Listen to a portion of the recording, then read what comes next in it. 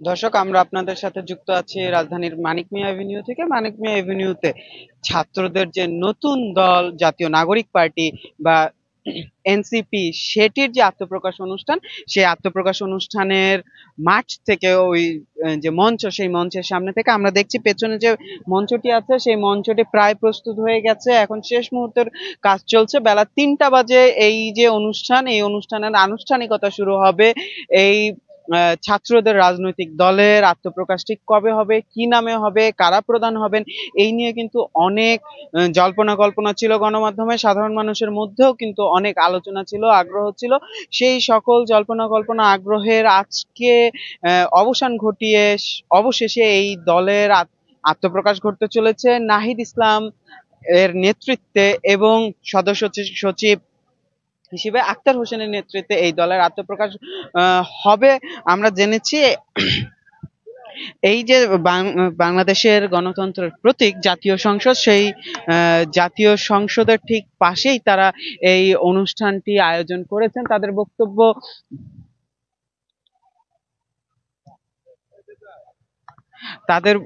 বক্তব্য এই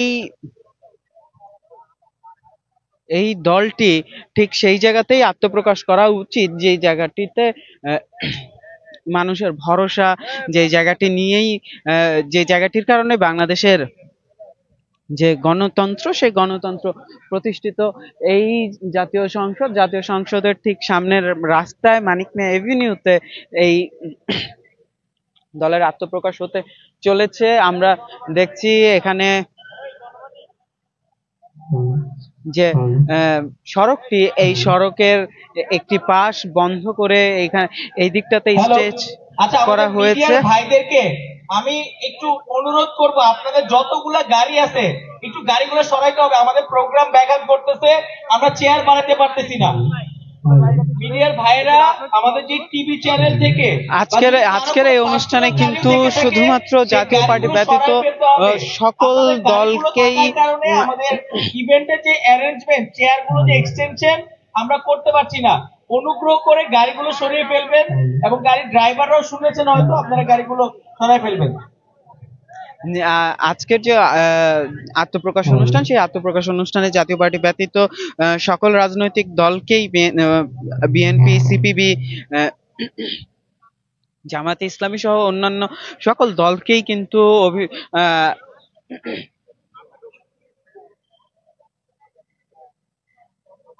আমন্ত্রণ জানানো হয়েছে। বৈষম্য বিরোধী ছাত্র আন্দোলন ও জাতীয় নাগরিক কমিটির সমন্বয়ে গঠিত এই যে নতুন রাজনৈতিক দল জাতীয় নাগরিক পার্টি, এনসিপি ইংরেজিতে, এই এনসিপির পক্ষ থেকে আমন্ত্রণ জানানো হয়েছে। গতকালকে আমরা দেখেছি যে হান্নান মাসউদ তিনি কিন্তু প্রধান উপদেষ্টার সাথে দেখা করে প্রধান উপদেষ্টার কেউ এই যে আমন্ত্রণ পত্র, সেই আমন্ত্রণ পত্র প্রধান উপদেষ্টার কাছে হস্তান্তর করেছেন। এই মুহূর্তে মঞ্চের শেষ সময়ের কাজগুলো চলছে, আর এই পাশটাতে অতিথিদের জন্য জায়গা রাখা হয়েছে।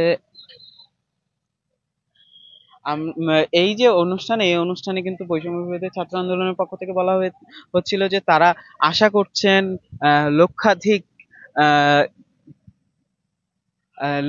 লক্ষাধিক জনসমাগম তারা এখানে করবেন, অর্থাৎ ব্যাপক জনসমাগম এখানে হতে চলেছে বলে তারা আশা করছেন।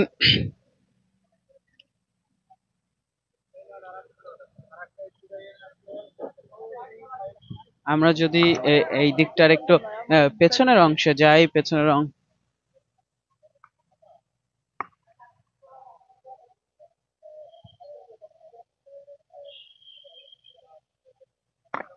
অংশে আমরা দেখব এই পাশে চেয়ার গুলো বসানো হচ্ছে আগত অতিথিদের জন্য, তারা যেন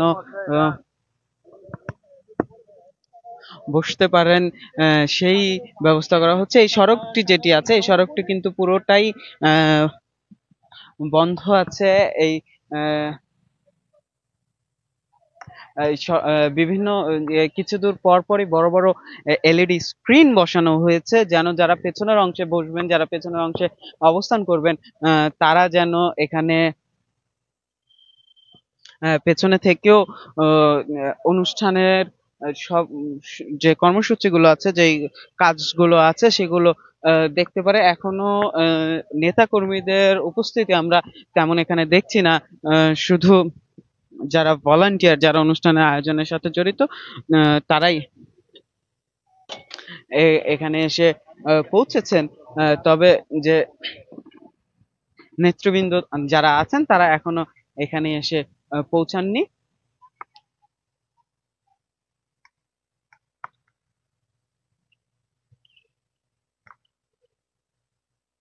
যদি বৈষম্য বিরোধী অর্থাৎ এনসিপি, জাতীয় নাগরিক পার্টির নেতাদের নেতৃবৃন্দের দাবি অনুযায়ী যদি 3 লাখ মানুষের জনসমাগম হয়, সত্যি তারা 3 লাখ বলেছেন, যদি 3 লাখ মানুষের জনসমাগম তারা করতে পারেন, তাহলে কিন্তু এটি একটি ঐতিহাসিক ঘটনা হবে বলে বলা যায়। কারণ একটি নতুন দল, সেই নতুন রাজনৈতিক দল, একেবারে নতুন রাজনৈতিক দলের আত্মপ্রকাশে এত বিপুল সংখ্যক জনসমাগম কিন্তু খুব একটা দেখা যায় না। বাংলাদেশের প্রধান কিছু রাজনৈতিক দল ব্যতীত এত সংখ্যক জনসমাগম কিন্তু অন্যান্য রাজনৈতিক দলের পক্ষে করা সম্ভব হয় না।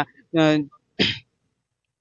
প্রধান প্রধান 3-4টি রাজনৈতিক দল ব্যতীত খুব বেশি সম্ভব হয় না। তাদের আয়োজনগুলো কিন্তু ক্ষুদ্র পরিসরেই থাকে। কিন্তু এই যে নতুন দল যেটি নিয়ে অনেক দিনের জল্পনা কল্পনা ছিল, বিশেষ করে এই দলটি এই 24-এর গণ অভ্যুত্থান, শেখ হাসিনার পতনের পেছনে নেতৃত্ব দেওয়া যে নেতৃবৃন্দ যারা আছেন তাদের সমন্বয়ে গঠিত, বৈষম্য বিরোধী ছাত্র আন্দোলন এবং জাতীয় নাগরিক কমিটির সমন্বয়ে গঠিত এই দলটি। সেহেতু কিন্তু এই দলটি নিয়ে সাধারণ মানুষের মনে আগ্রহ ব্যাপক।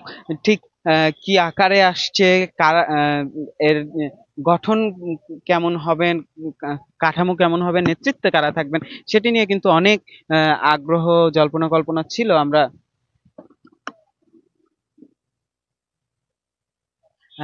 দেখেছি।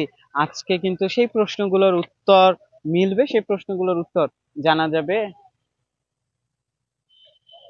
এই ছিল আমার কাছে রাজধানীর মানিক মিয়া এভিনিউ থেকে সর্বশেষ। এতক্ষণ আমাদের সাথে থাকার জন্য ধন্যবাদ। যুক্ত থাকুন আজকে সারাদিনই আমরা এই যে নতুন দল, এই নতুন দলের আত্মপ্রকাশের সর্বশেষ খবর নিয়ে আপনাদের সাথে যুক্ত থাকব। ধন্যবাদ।